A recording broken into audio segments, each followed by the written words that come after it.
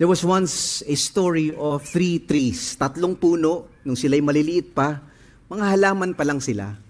Nagtanungan sila sa isa't isa, "Pare, ano bang pangarap mo paglaki mo? What do you want to become when you grow up?" Sabi ng mga punong mga bata. The first tree said, "I want to become a treasure chest, a wooden treasure chest, where gold and silver and treasures will be placed upon me." Ako ang magkakarga ng mga kayamanan, mga ginto, pilak, sandamakmak na kayamanan. That's my dream, to become a wooden, special, magnificent treasure chest. Sabi naman ng pangalawang puno, tree number 2 says, ako naman, I want to become a great, mighty ship, a powerful ship that will navigate the seas and will venture into unknown lands, who will carry kings and royalty. Gusto maging isang barko, malaking barko na sumusuong sa mga bagyo at dala ay mga hari. I want to become a mighty ship. Ibang klase yung mga pangarap nila, ano? The third young tree said, ako naman, I want to be the tallest tree, the strongest tree in the forest, on top of a mountain, para pag yung mga tao tumingin sa akin, they will look to the heavens and they will remember God. I want to be the tree that points to God, na tuwing nakikita nila kung gaano ako kataas, naaalala nila ang Diyos. Ang ganda, ano? So several years later, the young trees all grew up. Malalaki na sila, matipuno, matataas, ang gagandang mga puno. 3 woodcutters came to the forest and saw this magnificent trees. So the woodcutter number 1 said, this tree is okay for me. Shoo! He swung his axe, the tree fell down and brought it. So the tree said, it's now my chance to become a treasure chest. Excited siya. Woodcutter number 2, he also see the second tree. Sabi niya, this is perfect for me. He swung his axe, boom, and the tree fell. And he brought it to his shipyard. And the tree was excited. Finally, pagkakataon ko na maging barko. Thank you, Lord. Tree number 3, the woodcutter saw it, never even looked up, cut it, and said, okay na to, pwede na to sa akin. Brought it to his home, placed it in a pile of old wood. Mga tambak na mga kahoy, doon siya pinunta. And he was sad. Many years later, tree number 1 suddenly felt there was sawing and hammering, pinupukpok, ninaragari siya, and he was excited. Ano kayang gagawin sa akin? Gagawin na kaya akong treasure chest? Isang baol na punong-puno ng kayamanan? The ending of the carpentry work was, ginawa siyang isang box. A wooden box for feeding animals. So, wooden box. Hindi ito ang gusto ko. So, one night, while all the animals were feeding on him, there was smell of poop. He was sad and he felt dirty and he felt ugly. There were mosquitoes everywhere. There was this couple who came to the animal shelter and laid down a sleeping baby on this box of wood. The father said, I wish we could make a baby bed. But the mother said, this manger looks nice. Suddenly he realized sleeping on him was the greatest treasure. Several years later, tree number 2 was in a shipyard. Bigla na yung naramdaman, may pumupukpok, may rumaragari, excited siya. Gagawin na kaya akong barko? After all the work, the ending was, he was a fishing boat. Ito lang, ang pangit. Ordinaryong bangka na mangingisda. Hindi ito gusto ko, Lord. Ano ba? And then, he realized there was this traveler with his friends filled the fishing boat. They were traveling in the lake and there was the wind and the storm. Bumabagyo, lakas ng alon. Takot na takot yung puno na naging bangka. Sabi niya, nakakatakot, mamamatay na yata kami. Lulubog yata ako. And suddenly the traveler who was sleeping woke up, stood up, and rebuked the storm. Kidlat, kulog, tigil. He just said, storm, shut up. and everything was quiet. And the boat, the tree who became a fishing boat, suddenly realized on him was standing is the King of heaven and earth. Several years later, tree number 3, yung pangatlong puno, nasa tambakan ng mga luma at pangit ng mga kahoy. Ang lungkot niya. He felt ugly. He felt ordinary. He felt dirty. Suddenly, there were angry people who took 2 of his lumber wood. Yung 2 planks of him was taken and placed on a nail. Pinagduktong yung dalawa niyang troso. There were angry people spitting on the cross and carrying the cross. Bigla niyang naramdaman, there was a body of a man who was nailed, whose hands were nailed on him, and his feet was nailed on him. There was blood all over him. He felt the anger and the hate of the people. But suddenly, he sensed this man was full of love. For the first time, he realized that man that was hanging on the cross was the God who changed the world. And he said, the God of heaven was on me. And every time people looked at that third tree, they remember God. Minsan akala natin, wala tayong silbi. Akala natin, hindi ako gagamitin ng Diyos. Ang dumi-dumi ko, ang baho-baho ng buhay ko, ang sama-sama ko. Ang pangit ko. Pero hindi natin alam.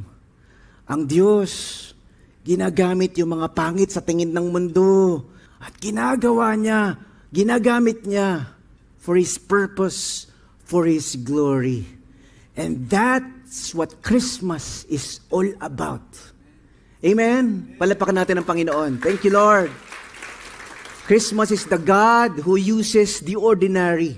The God who uses the imperfect, the God who uses the simple and the undeserving and use them for His great purpose.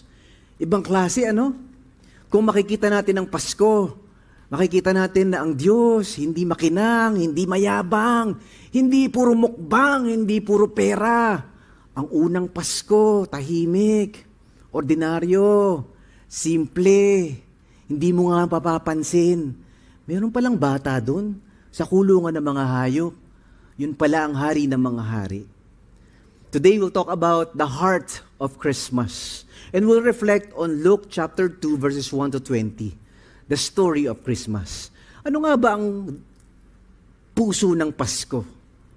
Sa mga panahon ngayon, mapapansin natin na ang Pasko ay iba-iba ang ibig sabihin. For many people, it's many gifts. For many people, it's like many food. Puro pagkain, puro eat all you can, puro traffic, puro party. That's Christmas for many of us. Na lumaki na, pag sinabing Pasko, pumapasok sa isip natin, eat all you can, party all you can, traffic all you can, and gifts all you can.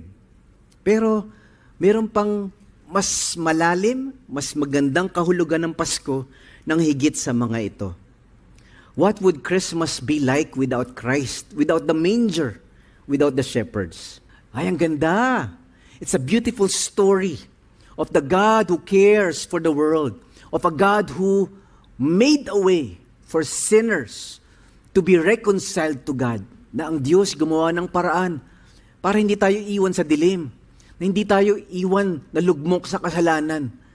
Ginawa niya ng paraan. Yun ang unang Pasko. The God who rescues us and gives us the greatest gift, Jesus Christ. Tandaan niyo to. The heart of Christmas is about a Savior to be received. It's about a sign to be relied on. It's about a story to be retold. God invites all sinners to be reconciled to Him. Whosoever believes in Jesus Christ will receive the free gift of everlasting life. Yan pala ang Pasko, ano? Sa umagang ito, pag-usapan natin 3 beautiful truths about Christmas. What is Christmas all about? What is the heart of Christmas? Number 1, Christmas is about a Savior to be received. Christmas is about a sign to be relied on. Christmas is about a story to be retold. Isa-isahin nga natin, the heart of Christmas. Ito yung una. Christmas is about a Savior to be received. Ang Pasko ay tungkol sa pagliligtas ng Diyos. Tungkol sa tagapagligtas na pinangako ng Diyos. Ito yung sinabi ng mga angels. I bring you good news of great joy, the angels said to them. Don't be afraid. Today, in the town of David, a Savior has been born to you. He is Christ the Lord.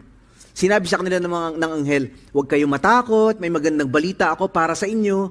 Magbibigay ito ng malaking kasiyahan sa lahat ng tao. Pinanganak ngayon sa bayan ni David ang tagapagligtas nyo. Siya ang Christ, ang Panginoon. Brothers and sisters, Christmas is really all about that. It's about the God who did not abandon us sinners. Instead, He made a way for us to be rescued, to be forgiven, to be accepted and embraced by God again. Kasi sa totoo lang, ang mundo madilim. This world is darkened. This world is fallen. This world is broken. This world is lost. Hiwalay sa Diyos, malayo sa Diyos, galit sa Diyos, sobrang yabang laban sa Diyos. Kaya kung ang pinadala ng Diyos ay isang politiko, hindi natin kailangan kasi ng good governance. Although mahalaga yon, pero hindi yun yung ating pinakamalalim na pangailangan. Our greatest need is not education. Mahusay na kaalaman, God could have sent a teacher or an educator. If our greatest need is entertainment, God could have sent a showbiz personality. Kung ang ating pinakamalalim na pangangailangan bilang mga tao ay maging masaya, di nagpadala siguro ang Diyos ng stand-up comedian o artista. Hindi naman yun ang pinadala ng Diyos. Kung ang greatest need natin ay gamot at maraming gadgets at mga technology, nagpadala siguro ang Diyos ng scientist. Pero sa totoo lang, ang pinakamalalim nating pangangailangan ay kapatawaran. The greatest need of human beings is forgiveness. That's why God sent a Savior. Kasi kung walang pagpapatawad sa ating mga puso, ramdam mo yan, di ka masaya. May kulang sa buhay mo. If your sins have not been pardoned, you carry around the weight of the guilt and the condemnation in your heart. Hindi natin masabi, pero parang, Pastor Mike, parang, ang dami-dami kong pera, hindi ako masaya. That's guilt in our hearts. Pastor Mike, ang dami-dami kong medalya, ang dami-dami kong gamit, dami-dami kong nabibili, dami kong kaibigan. Ang lungkot-lungkot ko, parang may kulang sa buhay ko. That's the condemnation of sin in our hearts. We can never be happy. We can never be fulfilled from one sexual escapade to another, from one romantic relationship to another, from one championship to another, from one car to another, from one wealth to another. Hindi, kulang. Merong humahatak sa puso natin. Parang may kulang, hindi ako masaya. Ganda-ganda ng asawa, naghahanap ng iba. Ang dami-daming pera, nagpapakamatay. Ang ganda-ganda ng negosyo, ang daming medalya. Depressed, ang lungkot. Ang daming kaibigan, feeling mag-isa. That's the weight of sin in our hearts.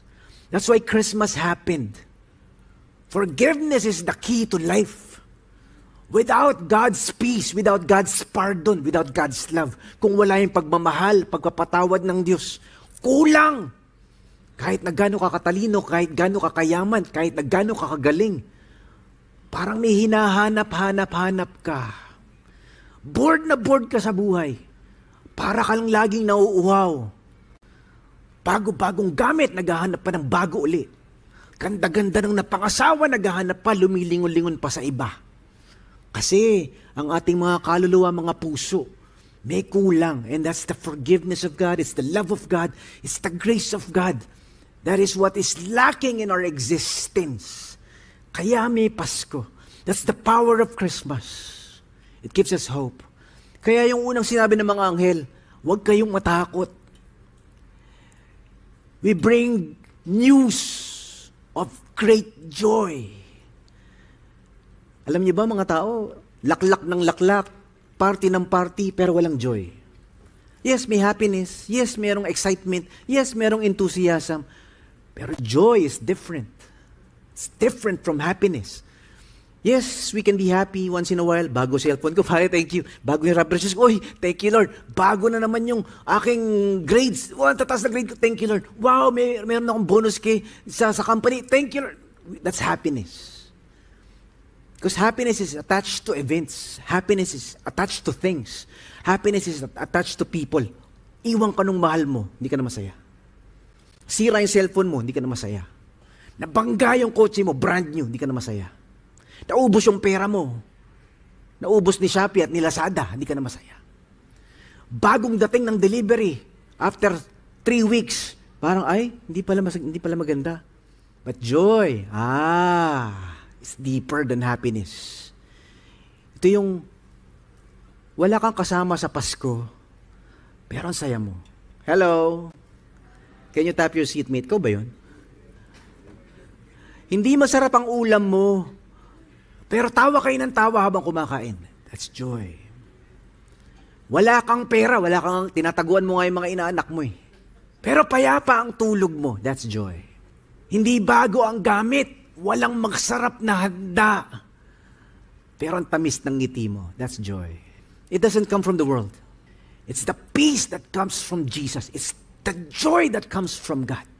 Na hindi kayang bilhin ng pera. You know this, money can buy a lot of things, but there are certain things money cannot buy. Money can buy you a comfortable bed, an air-conditioned bedroom with a nice view, but money cannot buy you sleep. Diba? Money can buy you a royal wedding, 24-karat diamond wedding ring, but money cannot buy you true love. Sandamakmak ko ang kasal. Dami kong kinasal this month, ha? Nakapapagod na ako. Marami rin ako nilibing. Pero marami rin kinasal. Ang mahal. Magkano per plate? Tintindi nito, ha? Kagabi nga, may kasalan. Yung mga spoon and fork made of gold. Nilabog sa gold. Hindi ko, grabe, golden spoon to, ha? Ang mahal. Tapos maghihiwalay after 5 years. Hello?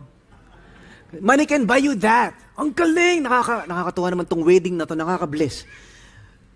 Pero true love you cannot buy. It comes from God. It comes from the two of you. The Bible says the cord of 3 strands, no one can break. Strand 1 is the husband. Strand 2 is the wife. Strand 3 is Jesus Christ. Kung wala ang Panginoon, maghihiwalay kayo. Pareho kayo mayabang eh. Pinakasalan niya, makasalanan. Pinakasalan mo, mas malaking makasalanan. Edi wow. Di ba? But with God, the grace of God, the mercy of God, the joy that comes from God, marriage is more likely to work. And that is the message of Christmas, na ang Diyos may pinadalang tagapagligtas. Huwag kayong matakot, huwag kayong malungkot. Hindi yan paramihan ng pera. Hindi yan pabaguhan ng regalo. Hindi yan pasaharapan ng ulam. Palaliman ng Panginoon sa ating mga puso. Sabi nga ni Jose Marichan, Christmas in our hearts. It's not in the gifts, it's not in the food, it's not in the lights or the parties, it's not in the gadgets or the new things. All of those are good. We would be blessed. Lord, salamat po. May blessing yung anak ko, may laruan yung anak ko, may pagkain yung pamilya ko. Lord, si Mami may bagong blouse. Di ba? That's the blessing of Christmas. But that's not what it is all about. It's a deep, deep joy, goodness, and love, and peace that comes from the Savior. And that is why 1 Timothy chapter 1 verse 15 says, here is a trustworthy saying that deserves full acceptance. Christ Jesus came into the world to save sinners. Totoo ang sasabihin kong ito at dapat paniwalaan ng buo. Dumating si Christ Jesus sa mundo para iligtas ang mga makasalanan. Tayo yon. Alam niyo ba na ang totoong sabsaban ay ang ating mga puso? Ang totoong kainan ng mga hayop. Puro laway, puro lamok, puro langaw, amoy poop, amoy laway ng kambing, baka, kamelyo, aso. Puro lamok, madidenggi ka yata, matetetanus yata ako. Ba't doon nilagay si Jesus? Why? Because the manger symbolizes our hearts. Madumi, mayabang, mabaho, malaswa. But Jesus wants to be born in our hearts. Jesus wants to enter our dirty, chaotic, arrogant, rebellious hearts. That is Christmas for all of us. Na ang Diyos hindi nagdalawang isip. Dumi nito ha. Baho dito ha. Pero dito kayo papanganak. Sa buhay mo, sa pamilya mo. Christmas in our family, Christmas in our work, Christmas in our lives, Christmas in our relationships. When Christmas becomes real, nagbabago ang buhay, nalilinis ang buhay, naayos ang relasyon, bumabaksak ang yabang, binabaklas ang laswa, nalilinis lahat ng basura. Because Jesus comes. Kasi minsan nakala natin, Lord, please don't come into my life, into my heart. Lord, nakakahiya, ang dumi. Di ba? Tayo mga Pilipino, that's very Filipino ha. Pare, magminta lang tayo sa coffee shop kasi ang dumi sa bahay. Hindi, pupunta ako sa bahay nyo. Hindi nga, makalat nga eh. Hindi nga, dadalawin niya kita sa bahay mo. Hindi nga ako nakapaglinis eh. Ang dumi, nakakahiya eh. Minsan, we tell that to God, Lord, I'm not worthy. I'm so dirty. Hindi mo lang alam, Lord. Ang dumi-dumi ng isip ko. Lumayo ka sa akin. But Jesus would insist a Christmas in our lives. I want to be there in the dirtiest, darkest, ugliest part of your heart. I want to redeem, I want to forgive, I want to cleanse. Gusto kong linisin, ayusin ang buhay mo. Inayos na ba ng Panginoon ang buhay mo? Tinanggap mo na ba siya sa puso mo? Bilang tagapagligtas, Lord, linisin mo nga ako. Ang baho-baho, ang dumi-dumi, ang yabang-yabang, ang laswa-laswa ng buhay ko. I need Christmas in my heart. And today, I challenge you, I invite you to invite Jesus Christ, Christmas, to be in your heart today. Ito naman yung pangalawa. What is the heart of Christmas? Christmas is about a sign to be relied on.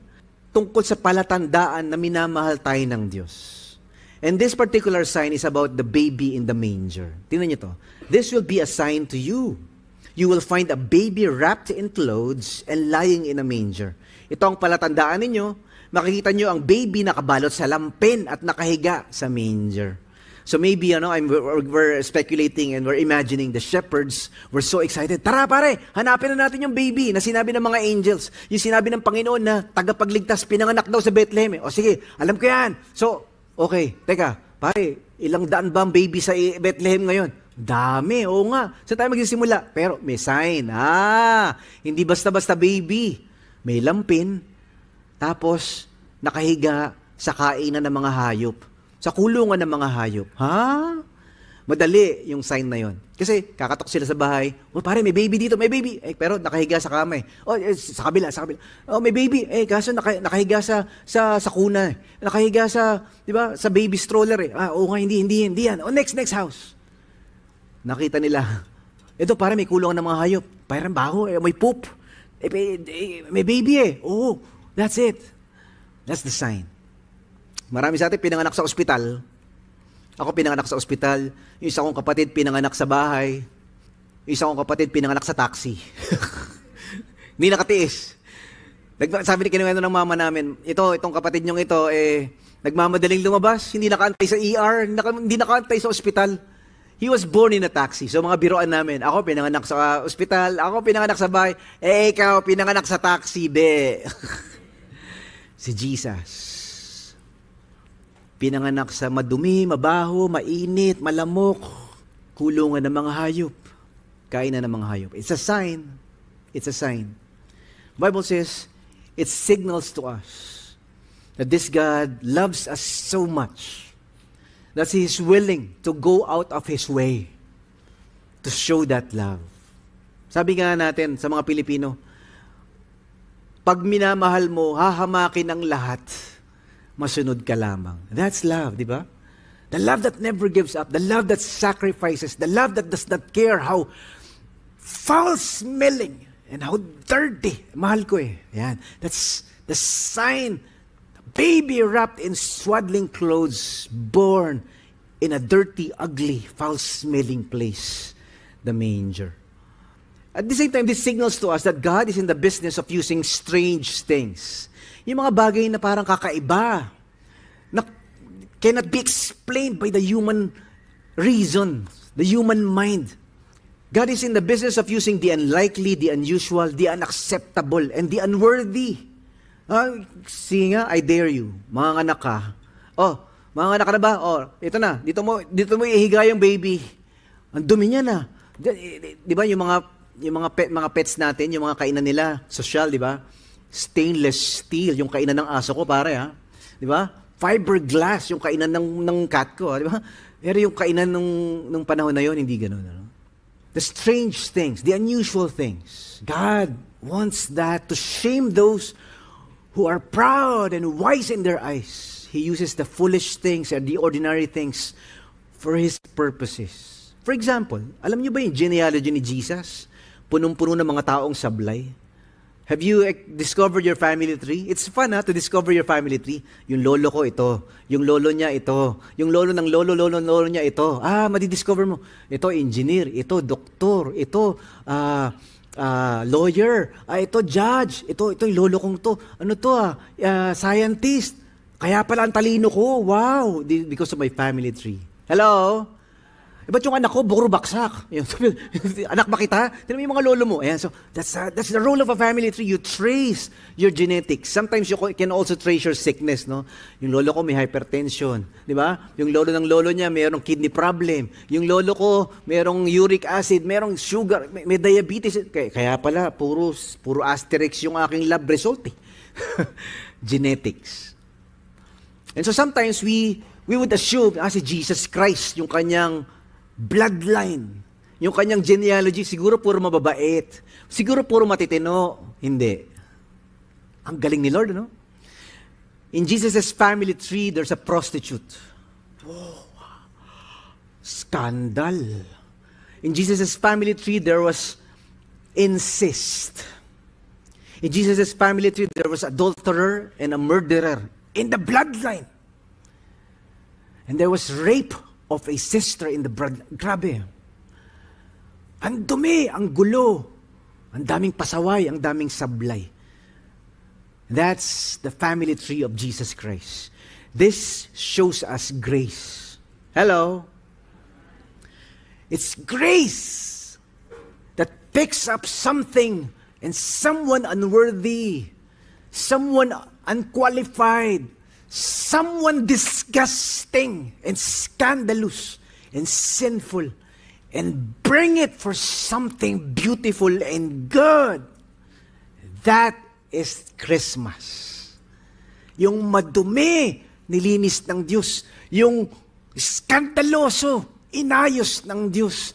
Yung pasaway at sablay at ang bugok ng buhay, inangat ng Diyos. Jesus was born because of broken, disqualified people in the bloodline. Amen? Palapakan natin ang Panginoon. Thank you, Lord. Woohoo!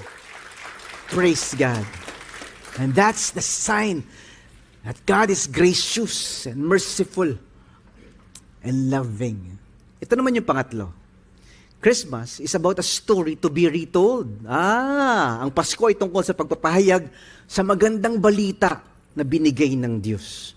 Kasi ang masamang balita, we are all sinful. The bad news is we're all sinners, we're all fallen, we're all doomed to destruction. Lahat tayo ay patungo sa kaparusahan. The good news, God made a way. The good news is God sent a Savior so that whosoever believes in Him will have life, will have hope, will have forgiveness. Tingnan niyo to. When they had seen Him, they spread the word concerning what had been told about this child. Pinagkalat nila, pinangalandakan nila yung magandang balita. At isinalaysay nila ang mga sinabi sa kanila ng anghel tungkol sa sanggol. Did you know? The first evangelists were the shepherds. It's not the kings, it's not the governors, it's not the politicians, it's not the wealthy, it's not the educated who first told about the good news of Jesus Christ. It's the lowly shepherds. Yung mga pastol nung unang panahon, minamaliit kasi mababaho, hindi nakapag-aral, mga hindi matatalino. Minamaliit sila. That yung mga pastol, di ba, sa atin ngayon today, we have shepherds too. Mga pastol ng kambing, pastol ng baka, pastol ng kabayo, pastol ng butiki, nung panahon ko, pastol kami ng gagamba. Nalabutan niyo ba yun? Pinaglalaban namin yung gagamba. Nilalagay sa posporo. But during their time, they're shepherds of sheep. Ang business noon are lambs because of the temple business. People buy lambs. So you need to hire shepherds. Ang mga shepherds, maliit ang tingin sa kanila kasi bukod sa hindi sila masyado matalino at ang baho-baho nila at lagi silang nakabilad sa araw at hindi sila naliligo at amoy poop at amoy kambing at amoy kabayo at amoy tupa. Minsan, mga magnanakaw din sila. Sila yung mga pag walang tao sa bahay, walang aso, kumukupit ng kung ano-ano. Shepherds have a bad reputation. Can you imagine that? They were the first ones to tell to people about the good news. The Messiah is born! The Christ is here! Nandito na ang tagapagligtas. Sino nagbabalita? Di ba? Today, we wanted to have people tell us news with credibility. But the messengers have no credibility. The messengers were shepherds. The messengers are us. Tayo yung mga mababaho ang buhay, ang papangit ng ugali. Tayo naman yung mga hindi sikat at hindi marunong talaga. We are the lowly, ordinary, the unusual. We are the sinful, the imperfect. We are the shepherds. And God invites us, the disqualified ones, the rejected ones, to talk about good news, to tell about Jesus Christ. And that's the first Christmas. Lord, hindi ako karapat-dapat. Tingnan mo naman ang buhay ko. How can I talk about God? How can I talk to my friend about Jesus? How can I tell my family, mga anak ko, about the love of God? Hindi loving yung buhay ko. That's grace. Na tayong mga hindi karapat-dapat ay nagsasalita tungkol sa Diyos na nagmamahal at Diyos na nagbabago ng ating mga buhay. And that is what Christmas tells us, that God can use you to share the good news no matter who you are. Ano man ang pinanggalingan mo, ano man ang mga sugat na dala mo, ano man ang mga basura na karga mo, gagamitin ka ng Diyos, hindi dahil magaling ka, o mabait ka, o matalino ka, o magaling ka magsalita. Diba? It was the Apostle Paul who said, I did not come to you with the word of God and with the gospel, with wisdom and eloquence. I come to you with fear and trembling, but with the power of the Holy Spirit. Ang ganda! Ang Diyos pala ang gagamit sa atin kasi siya yung malakas talaga, siya yung magaling talaga, siya yung talaga yung makapangyarihan, hindi tayo. God does a miracle in us, we who are broken and ordinary and weak, we who are imperfect. So the shepherds were the ones who told about the good news. Ano nga ba yung good news na ito? Well, the first is this. Christmas is the story about God's love for all sinners. Lahat ng mga makasalanan. No exemptions. God loves every sinner and gives every sinner an equal chance to discover and choose the love of God and the grace of God. Yun yung sabi ng John 3:16. For God so loved the world that He gave His only Son. The world there is the world for kosmon. It's the world for cosmos. And that is every human being on planet Earth. And Christmas is also the story about God's invitation for all sinners to be reconciled to Him. This is the God's invitation na lahat ng mga makasalanan ay iniimbitahan na tanggapin ang Panginoong Yesus. That's why John 3:16 says that those who believe in Him shall not perish. And that is God's invitation for every person. May pag-asa ka, sino ka man.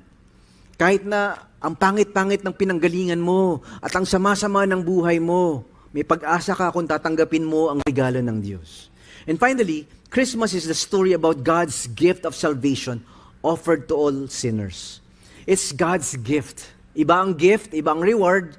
A reward is something you work for. Pinaghihirapan mo ang reward. Gagalingan ko para may premyo ako. Paghihirapan ko, pag-uusayan ko para meron akong reward. But salvation is not a reward. Salvation is a gift, the Bible says. That means it's given free. All you have to do is to receive what is being given. John 3:16 says, those who receive and those who believe in Him will have eternal life. Kaya nga sabi ng 1 John chapter 4 verse 9, this is how God showed His love among us. He sent His one and only Son into the world that we might live through Him. That's amazing. And that is the gift of Christmas. That is the heart of Christmas. The God who saves. The God who loves sinners. The God who did not abandon us. Ang Diyos na nagmalasakit at gumawa ng paraan upang tayo ay maligtas sa ating mga kasalanan. Ang ganda ng Pasko. Pero hindi mukbang, hindi eat all you can, hindi gift all you can, hindi party all you can. It's a story of the God who humbled Himself, went out of His way, left heaven for us to show us the way, to show us that no matter how dirty, how foul-smelling, and how ugly our lives are, He wants to be born in our hearts. Ang galing. Minsan naiiyak ko ako, isipin ko to. Panginoon, salamat po. Grabing pagmamahal naman ito. Remember, the heart of Christmas is about a Savior to be received. It's about a sign to be relied on. It's about a story to be retold. God invites all sinners to be reconciled to Him. Whosoever believes in Jesus Christ will receive the free gift of everlasting life. Today we talked about three powerful, beautiful truths. The heart of Christmas. Number one, Christmas is about a Savior to be received. Number two, Christmas is about a sign to be relied on. Number three, Christmas is about a story to be retold. Is Christmas already in your heart? Is Jesus already the Lord of your heart? Si Jesus na ba ang iyong Panginoon at tagapagligtas? Pinatawad ka na ba ng Panginoon? Niligtas ka na ba ni Jesus? Has Jesus cleansed you, forgiven you, pardoned you, cleansed you, and gave you eternal life? Kung hindi pa, it's not too late. You can trust Jesus. You can have Christmas in your heart.